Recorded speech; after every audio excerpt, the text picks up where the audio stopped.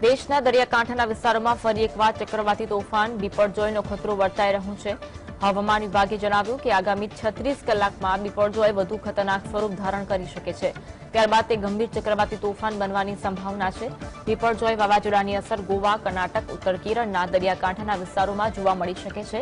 આ દરમિયાન તોફાન અને ભારે વરસાદની સંભાવના છે। ભારતીય હવામાન વિભાગે શુક્રવારે કહ્યું કે બિપરજોય આગામી 36 કલાકમાં ખતરનાક સ્વરૂપ ધારણ કરી શકે છે તેમજ આગામી 2 દિવસમાં તે ઉત્તરથી ઉત્તર પશ્ચિમ તરફ આગળ વધશે। સ્કાયમેટ વેધર અનુસાર ચક્રવાતી તોફાનને દરિયાકાંઠાના વિસ્તારોમાં પહોંચવા માટે લાંબી મુસાફરી કરવી પડશે। બીજી તરફ એક અહેવાલ મુજબ ચક્રવાતને કારણે 9 થી 11 જૂન દરમિયાન સૌરાષ્ટ્ર અને ગુજરાતના કેટલાક વિસ્તારોમાં હળવો વરસાદ પડશે, જેથી કોઈ પ્રકારની કુદરતી આફતને પહોંચી વળવા રાજ્ય સરકાર સજ્જ બની છે।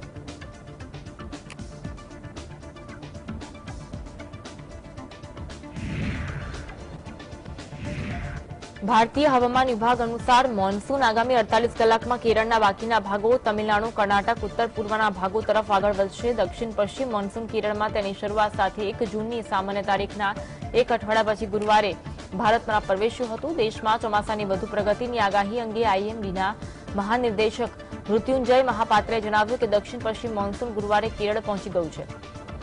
ચોમાસું સામાન્ય રીતે 1 જૂન સુધીમાં કેરળ પહોંચે છે, પરંતુ આ વખતે 8 જૂને પહોંચ્યું। 7 દિવસનો વિલંબ થયો। કેરળમાં 2 દિવસમાં સારો વરસાદ થયો અને દક્ષિણ તમિલનાડુમાં પણ આવી સ્થિતિ છે।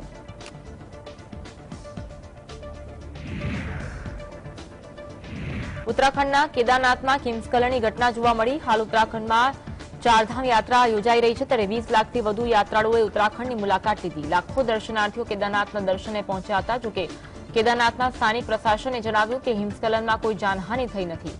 કેદારનાથના દર્શને ગયેલા યાત્રીઓએ બનાવેલા હિમસ્ખલનના વીડિયો વાયરલ થયા હતા।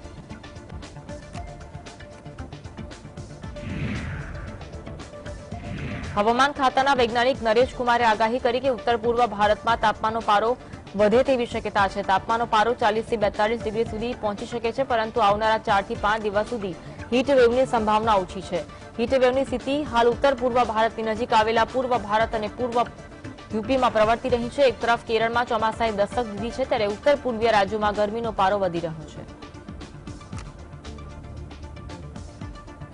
टेम्परेचर की बात करें तो टेम्परेचर्स में नॉर्थ वेस्ट इंडिया में ग्रेजुअली राइजिंग टेंडेंसी देखा जाएगा और एज सच टेम्परेचर 42 डिग्री पहुंच सकते हैं, लेकिन नॉर्थ वेस्ट इंडिया में हीट वेव का आने वाले 5 दिनों में कोई सिनेरियो नहीं है।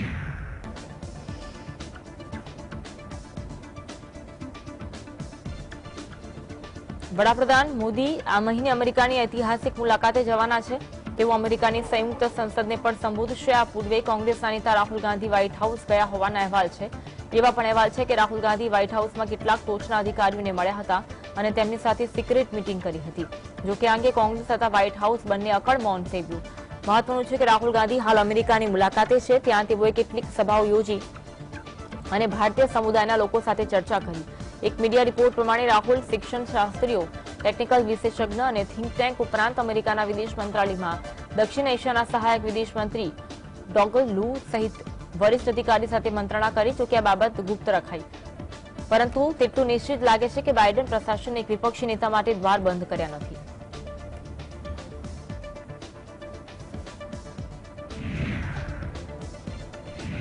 કર્ણાટકમાં મળેલી ભવ્ય જીત બાદ કોંગ્રેસના કાર્યકરો, નેતાઓ જોશમાં છે। એવામાં કોંગ્રેસ હવે 2024ની લોકસભાની ચૂંટણીની તૈયારીઓમાં લાગી ગયું છે, જેમાં સૌથી પહેલા સંગઠનાત્મક ફેરબદલ કરવાની યોજના છે, જે અંતર્ગત કોંગ્રેસ રાજસ્થાન, મહારાષ્ટ્ર, દિલ્હી, ગુજરાત, તમિલનાડુ, પશ્ચિમ બંગાળ અને ઝારખંડમાં નવા અધ્યક્ષનું એલાન કરશે।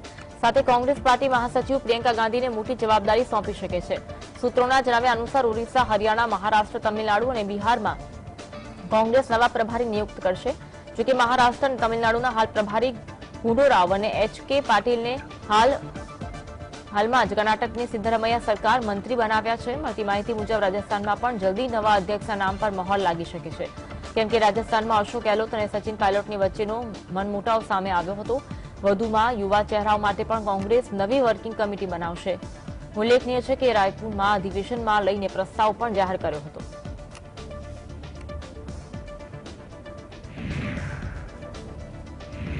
ભાજપ 2024ની લોકસભાની ચૂંટણી અને આ વર્ષે 5 રાજ્યોમાં થનારી વિધાનસભાની ચૂંટણીની તૈયારીઓમાં લાગ્યું છે।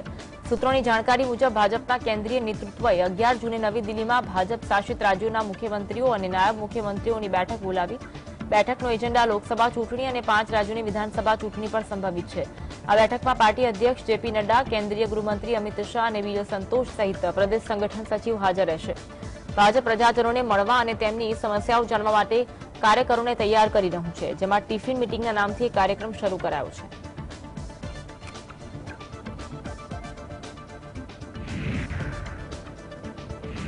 उद्धव ठाकरे जूथनी शिवसेना सांसद संजय राउते जणाव्युं के कोल्हापुर में थयेली हिंसा माटे महाराष्ट्र सरकार जवाबदार है। राज्य सरकारનું ગૃહ ખાતું અને મહારાષ્ટ્રના મુખ્યમંત્રી જવાબદાર છે। ઔરંગઝેબના મોતના 400 વર્ષ પછી ઔરંગઝેબના નામે મહારાષ્ટ્રમાં હિંસક અથડામણો થઈ રહી છે। ઔરંગઝેબનો રાજકીય સ્વાર્થ માટે વારંવાર ઉપયોગ કરાઈ રહ્યો છે। सरकार को जिम्मेदार ठहराऊंगा मैं, इस राज्य के गृह मंत्रालय को ठहरूंगा, मुख्यमंत्री को ठहराऊंगा। जिस तरह से कोल्हापुर हो, नगर हो या और शहरों में जिस प्रकार से दंगे भड़के हैं या भड़काए गए हैं, उसके पीछे कौन है? औरंगजेब के नाम से 400 साल बाद भी इस महाराष्ट्र में दंगे होते हैं। जिस औरंगजेब को हमने 400 साल पहले महाराष्ट्र में दफनाया है। महाराष्ट्र में औरंगजेब विवाद शमतो नजर आवतो नहीं। भाजपा नेता नीलेश राणेए एनसीपी अध्यक्ष शरद पवार विरुद्ध विवादास्पद टिप्पणी करी। औरंगजेबनो शरद पवार स्वरूपे फरीथी जन्म थयो। आ मामले एनसीपी कार्यकरों विरोध नोंधाव्यो और एनसीपी कार्यकरों रस्ता पर शिवाजी छत्रपति महाराजना पोस्टरों साथ उतर्या। महाराष्ट्र पोलीसे आ पोस्टरों जप्त करी लीधा और आ कार्यकरों की अटकायत करी हती।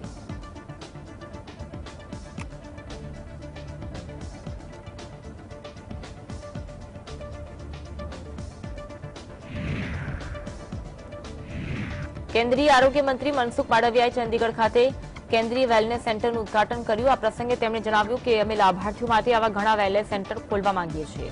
અમે ઈ-રૂપી વાઉચર આપવાની દિશામાં કામ કરી રહ્યા છીએ। દરેક લાભાર્થીને ઈ-રૂપી વાઉચર તેમના ખાતામાં મળી જાય તેવું અમે આયોજન કરી રહ્યા છીએ। हम सीजीएचएस लाभार्थी के लिए और सुविधा चालू करना चाहते हैं।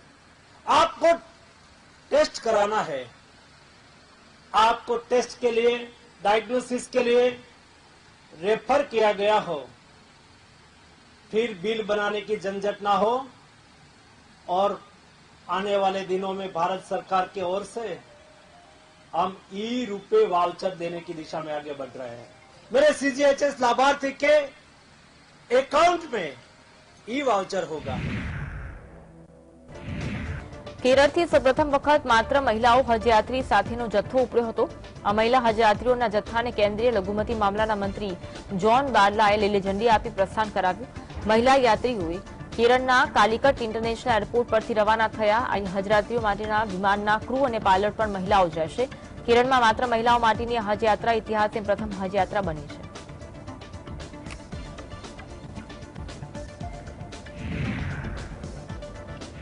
एयर इंडिया ने दिल्ली थी सैन फ्रांसिस्को जई रही फ्लाइट AI-173 ना 216 पेसेंजर्स और 100 क्रू साथ 56 कलाके सही सलामत सैन फ्रांसिस्को पहुंची गया। बीजी तरफ टाटा जूथनी airlines Air India chief customer experience and ground handling officer Rajesh डोगराए तमाम प्रवासीओने तेमनुं पूरेपूरुं भाडुं रिफंड करवानी अने भविष्यमां एयर इंडिया में प्रवास माटे वाउचर पण आपवानी जाहेरात करी।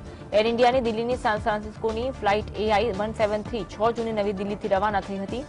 बोइंग 777-200 LR विमानना एक एंजीन में भर आकाशे ऑइलનું प्रेशर घटी जता पायलटे विमाने नजीकना एरपोर्ट मगदान पर उतार्યું હતું, જ્યાં પ્રવાસીઓને પારાવાર મુશ્કેલીઓ પડી હતી, જેના વિશે સોશિયલ મીડિયામાં જાતાતી તસવીરો વાયરલ થઈ। એર ઇન્ડિયાએ શરૂઆતમાં પ્રવાસીઓને મગદાનમાં હોટેલમાં રાખવાની વ્યવસ્થા કરવામાં આવી હોવાનો દાવો કર્યો, પણ પ્રવાસીઓએ તેમને એક ઓરડામાં જમીન પર સૂવાની ફરજ પડી હોવાના ફોટો ઇન્ટરનેટ પર મૂકી તેમની હાલાકી વર્ણવી હતી।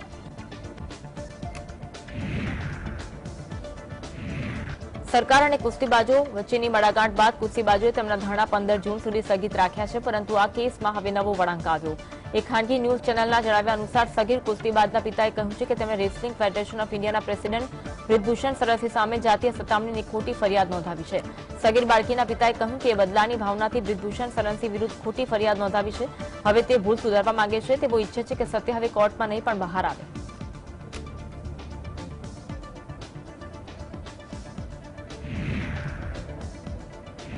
વિદેશ મંત્રી એસ જયશંકરે અફઘાનિસ્તાનના શીખો મામલે જણાવ્યું કે હું અફઘાનિસ્તાનના શીખોને મળવા માંગતો હતો અને તેમની સમસ્યાઓ સમજવા માંગુ છું.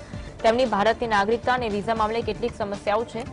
તેમણે અમારી સાથે જે બાબતે ચર્ચા કરી તે બાબતે ઉકેલ લાવવામાં આવશે. કેટલાક લોકો હજુ પણ ભારતીય નાગરિકતા માટે રાહ જોઈ રહ્યા છે. અમે તેમને ભારતીય નાગરિકતા બાબતે તમામ મદદ પૂરી પાડીશું. આ અમારી જવાબદારી છે. जो यहाँ चिंताएं जो है अफगानिस्तान में है उसके बारे में मैं सुनने आया। अब जो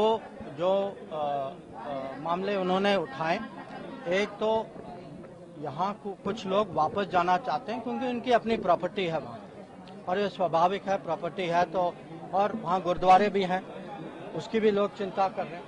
तो ये आना जाना जो है उनके लिए हम इसकी कैसे व्यवस्था बनाएं, उसमें आजकल वीजा की दिक्कत है।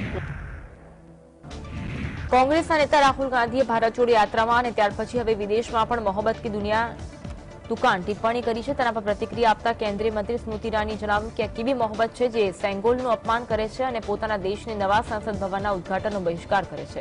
તેમણે કહ્યું કે આ કેવા પ્રકારની મોહબ્બત છે જે ત્યારે બોલતી નથી જ્યારે film the Kerala story release થાય છે. કેન્દ્રીય મંત્રીએ કહ્યું કે આ કેવા પ્રકારની મોહબ્બત છે જે દેશથી નહીં પરંતુ પોતાની રાજનીતિથી છે.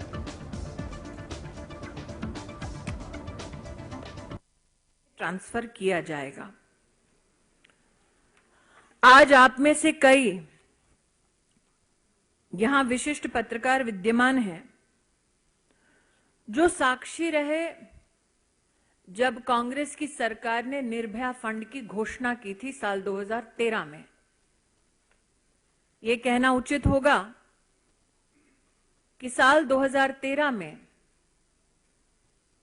घोषणा तक अपने आप को सीमित रखने वाली कांग्रेस सरकार ने एक भी महिला सुरक्षा के लिए ऑपरेशनल प्रोजेक्ट नहीं किया।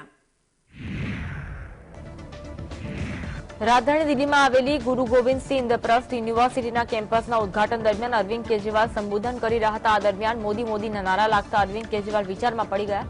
બાદમાં અરવિંદ કેજરીવાલે કહ્યું કે જો તમે લોકો આવી રીતે પરેશાન કરશો તો અમે બિલકુલ વાત કરીશું નહીં. જો તમને આ વિચારો ગમતા નથી તો ઠીક છે. કેજરીવાલે દેશની શિક્ષણ વ્યવસ્થા મામલે વાત કરતા કહ્યું કે દેશની અંદર લોકશાહી છે, દરેકને પોતાની મનની વાત કહેવાનો અધિકાર છે.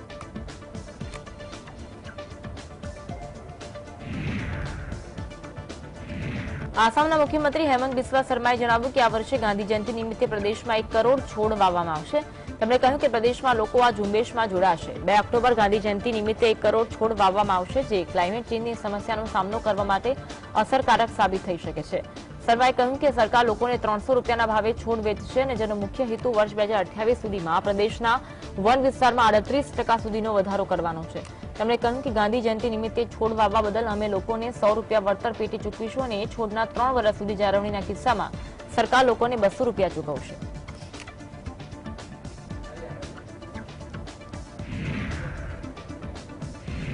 રિઝર્વ બેંક ઓફ ઇન્ડિયાના ગવર્નર શક્તિકાંત દાસે જણાવ્યું કે 31મી માર્ચ સુધી સર્ક્યુલેશનમાં ₹2000ની નોટની લગભગ 50% નોટ પરત બેંકો પાસે આવી ગઈ છે. તેમણે કહ્યું કે આરબીઆઈની જાહેરાત બાદ અત્યાર સુધીમાં 2000 રૂપિયાની નોટના સ્વરૂપમાં કુલ 1,80,000 કરોડ રૂપિયા બેંકમાં જમા કરાવવામાં આવ્યા. શક્તિકાંત દાસે જણાવ્યું કે સારી વાત છે કે આ બાબતે બેંકોમાં કોઈ ભીડ કે વિવાદ જોવા મળ્યો નથી. જોકે તેમણે લોકોને ₹2000ની નોટ બેંકમાં જમા કરાવવા માટે અંતિમ તારીખની રાહ ન જોવાની અપીલ કરી. 19મી મેના રોજ આરબીઆઈએ સર્ક્યુલેશનમાંથી ₹2000ની નોટ પરત ખેંચવાનો નિર્ણય કર્યો હતો. લોકો 30મી સપ્ટેમ્બર સુધી ₹2000ની નોટ બેંકમાં જમા કરાવી શકશે. After the announcement that we made, totally so far about 1,80,000 crores, 1.8 lakh crores of 2,000 rupee notes have come back. And this is roughly about 50% of the 2,000 notes which were in circulation on 31st March. So 50%, with reference to that number, 50% has come back. ભારતીય કિસાન યુનિયનના રાષ્ટ્રીય પ્રવક્તા અને ખેડૂત નેતા રાકેશ ટિકૈત જેઓ 3 કૃષિ કાયદાના આંદોલન વખતે જાણીતો ચહેરો બન્યા હતા, આ વખતે રેસલર્સ પ્રોટેસ્ટને કારણે ફરી ચર્ચામાં આવ્યા છે. રાકેશ ટિકૈતે કુસ્તીબાજો અને તેમની માંગણીઓને ટેકો આપ્યો છે અને સમગ્ર પશ્ચિમ ઉત્તર પ્રદેશમાં ખાપ પંચાયતોને એકત્ર કરી છે. રાકેશ ટિકૈત 2 વખત ચૂંટણી મેદાનમાં ઉતર્યા છે. રાકેશ ટિકૈત ખેડૂત નેતા અને ખાપ નેતા ઉપરાંત એક અનુભવી બિઝનેસમેન છે. તેમની સંપત્તિ 4 રાજ્યો અને દેશના 1 ડઝનથી વધુ શહેરોમાં ફેલાયેલી છે. એક અનુમાન મુજબ 2014થી રાકેશ ટિકૈતની નેટવર્થ 10% કરતા વધારે વધી છે.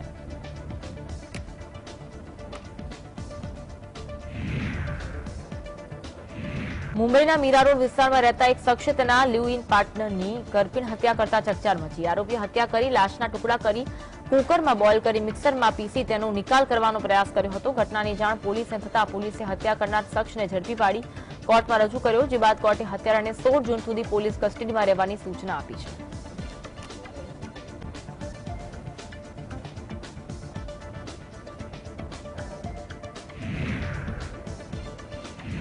મધ્યપ્રદેશના સિહોર જિલ્લામાં મુગાલબી ગામમાં રમતા રમતા એક 2.5 વર્ષની બાળકી બોરવેલમાં પડી ગઈ હતી, જેને બચાવવા 14 કલાક સુધી રેસ્ક્યુ ઓપરેશન ચાલ્યું.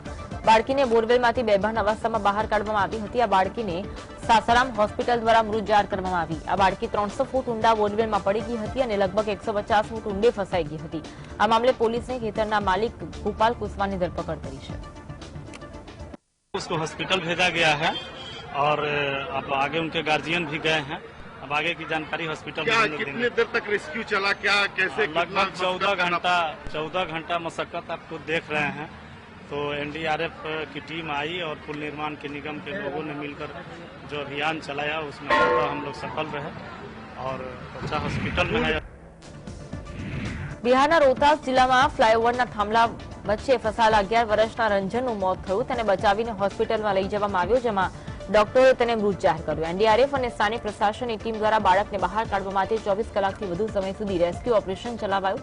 આ માટે એપ્રોચ રોડનો સ્લેબ બુલડોઝર વડે તોડી આખરે કલાકોની મહેનત બાદ બાળકને બહાર કાઢવામાં આવ્યો. વાસ્તવમાં મામલો નસરીગંજ દાઉદનગર સ્થિત સોન પુલનો છે. અહીં 11 વર્ષનો બાળક રંજન બુધવારે સવારથી ઘરેથી ગુમ થયો હતો. તે માનસિક રીતે અસ્વસ્થ છે.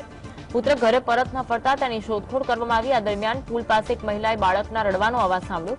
આ પછી મહિલાએ બાળક વિશે સંબંધીઓને જાણ કરી.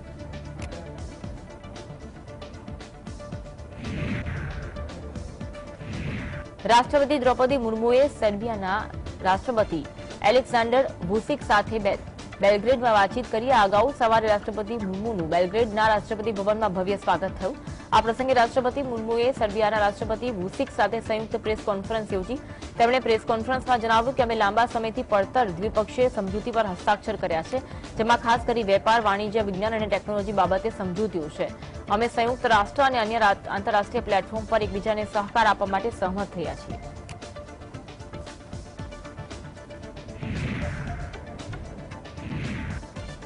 શ્રીનગરમાં આવેલી વિશ્વ ભારતીય હાયર સેકન્ડરી સ્કૂલમાં કથિત રીતે અબાયા પહેરીને ન આવવાનું કહેવામાં આવતા મહિલા વિદ્યાર્થીનીઓ દ્વારા વિરોધ કરવામાં આવ્યો. સ્કૂલમાં અભ્યાસ કરનાર વિદ્યાર્થીનીઓએ જણાવ્યું કે શાળામાં પ્રવેશ દ્વાર સુધી અબાયા પહેરી શકાય છે, જોકે સ્કૂલની અંદર એ પહેરવાની છૂટ આપવામાં આવી નથી. જોકે વિવાદ થતા હવે શાળાની અંદર આવવાની છૂટ આપવામાં આવી છે. મહિલા વિદ્યાર્થીનીઓનું કહેવું છે કે શાળામાં ઘણા પુરુષ વિદ્યાર્થીઓ છે અને માટે તેઓ અબાયા પહેર્યા વિના શાળામાં જઈ શકતી નથી. આ વિશે વાત કરતા જમ્મુ કાશ્મીરના પૂર્વ મુખ્યમંત્રી મહેબૂબા મુફ્તીએ જણાવ્યું કે આ વિવાદની શરૂઆત કર્ણાટકમાંથી થઈ હતી. હવે કાશ્મીરમાં તેને લાગુ કરવા માંગે છે અને એ અમને આ સ્વીકારી નથી. बोल रहे थे कि आप लोग को अबाया लगा के तो हमको एलो नहीं करेंगे, ये स्कूल का हिंदू ओरिजिन है तो अबाया में कैसे देंगे आने, और हमें दरवाजा बंद किया जाता था. लेकिन अब फिर जब सुबह से मीडिया वगैरह आई, पुलिस वगैरह आई, तो फिर अब इन लोगों ने अपनी स्टेटमेंट्स चेंज की और बोल रहे कि अब आप आ सकते हो. लेकिन कल तक हमें एलो बिल्कुल भी नहीं कर रहे थे. बोल रहे थे अगर आपको अबाया लगा के आना है तो आप दरगाह जाओ, यहाँ पे मत आओ तालीम हासिल करने. પાકિસ્તાન પાઈ માટે મોહતાજ છે. $1 માટે વલખા મારી રહેલા ભારતના પડોશી દેશે હવે ન્યુયોર્કમાં પોતાની ખ્યાતનામ રૂઝવેલ્ટ હોટલ 3 વર્ષ માટે ભાડે આપી. પાકિસ્તાને તેના કારણે $220 મિલિયન જેવી રકમ મળશે. પાકિસ્તાનના ઉડ્ડયન મંત્રી ખ્વાજા સાદનું કહેવું છે કે ન્યુયોર્કમાં તંત્રને 3 વર્ષ માટે હોટલ લીઝ પર આપવામાં આવી છે. પાકિસ્તાન પાસે વિદેશમાં 2 હોટલો છે. આ પૈકીની એક ન્યુયોર્ક અને એક પેરિસમાં છે. આ બંને હોટલો શાનદાર લોકેશન પર સ્થિત છે અને તેમાં તમામ પ્રકારની અત્યાધુનિક સુવિધાઓ છે. ન્યુયોર્કની રૂઝવેલ્ટ હોટલને પાકિસ્તાને લીઝ પર આપેલી છે. તેનો ઇતિહાસ 100 વર્ષ જૂનો છે. તેની ગણતરી ન્યુયોર્કની મોટી અને ખ્યાતનામ હોટલમાં થાય છે.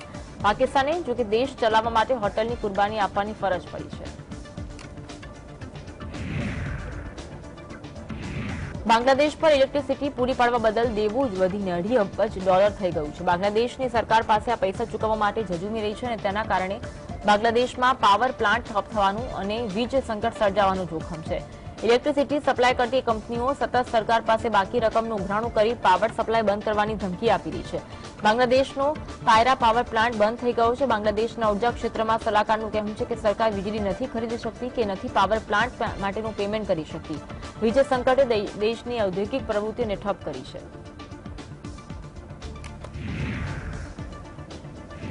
અફઘાનિસ્તાનના બદખશાન પ્રાંતમાં આવેલી મસ્જિદમાં વિસ્ફોટ થતા 15 લોકોના મોત થયા જ્યારે કે 50 લોકો ઇજાગ્રસ્ત થયા. બદખાશાન પ્રાંતના પૂર્વ ડેપ્યુટી ગવર્નર મૌલવી અહમદીની અંતિમ યાત્રાની પ્રાર્થના મસ્જિદમાં થઈ રહી હતી ત્યારે આ વિસ્ફોટ થયો. મૌલવી અહમદીની કારમાં બોમ્બ બ્લાસ્ટ થતા તેમનું મોત થયું. સૂત્રો પાસેથી મળતી માહિતી પ્રમાણે આ વિસ્ફોટમાં તાલિબાનના 2 લોકો પણ માર્યા ગયા છે.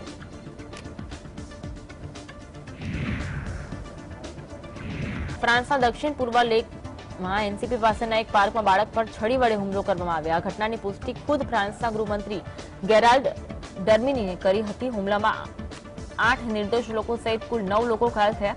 ગૃહમંત્રી ગેરાલ્ડ ડાર્મિનીના જણાવ્યા અનુસાર બાળકો પર છરી વડે હુમલો કરનાર હુમલાખોરની પોલીસે ધરપકડ કરી છે. પ્રાદેશિક ડેપ્યુટી એન્ટોઇન આર્માન્ડે બાળક પરના હુમલાની નિંદા કરી આ ઘટના પગને દુઃખ વ્યક્ત કરતા તેમણે કહ્યું કે અધિકારીઓ તપાસ કરી રહ્યા છે.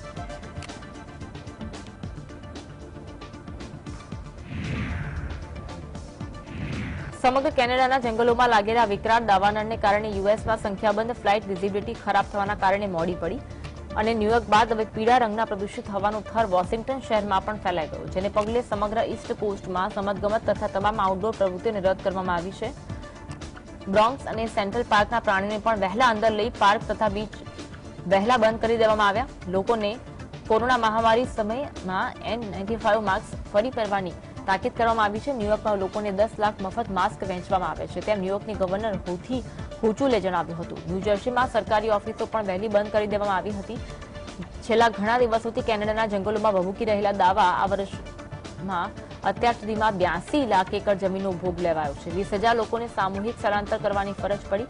મોટી સંખ્યામાં લાગેલા દાવાનળને કારણે મહત્વના ઇન્ફ્રાસ્ટ્રક્ચર સામે મોટું જોખમ સર્જાયું છે.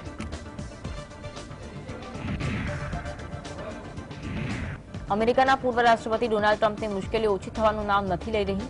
હકીકતમાં ગુપ્ત દસ્તાવેજોથી જોડાયેલા મામલામાં ટ્રમ્પની સામે મુકદ્દમો ચાલે છે. ટ્રમ્પ પર આરોપ છે કે વ્હાઇટ હાઉસ છોડ્યા બાદ પણ ટ્રમ્પે ઘણી વખત ગુપ્ત દસ્તાવેજો તેમની પાસે રાખ્યા હતા. ખોટા આક્ષેપો પણ કર્યા. તપાસ એજન્સીએ ટ્રમ્પ વિરુદ્ધ 7 કેન્દ્રીય અધિકારી ગુનેગારોનો મામલો દાખલ કર્યો. એફબીઆઈએ ઓગસ્ટ 2022માં ટ્રમ્પની માલિકીની જગ્યાઓ પર તપાસ હાથ ધરી, જેમાં એફબીઆઈને સૌથી વધારે શંકાસ્પદ દસ્તાવેજો મળ્યા.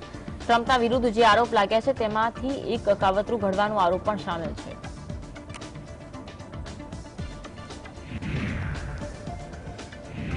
એકોતેરમી મિસ વર્લ્ડ સ્પર્ધા આ વર્ષે ભારતમાં યોજાવા જઈ રહી છે, જેની જાહેરાત દિલ્હીમાં મિસ વર્લ્ડ ઓર્ગેનાઇઝેશનની સીઈઓ જુલી મોલીએ કરી હતી. આ મિસ વર્લ્ડ 2023 સ્પર્ધા નવેમ્બર-ડિસેમ્બર 2023માં યોજાશે.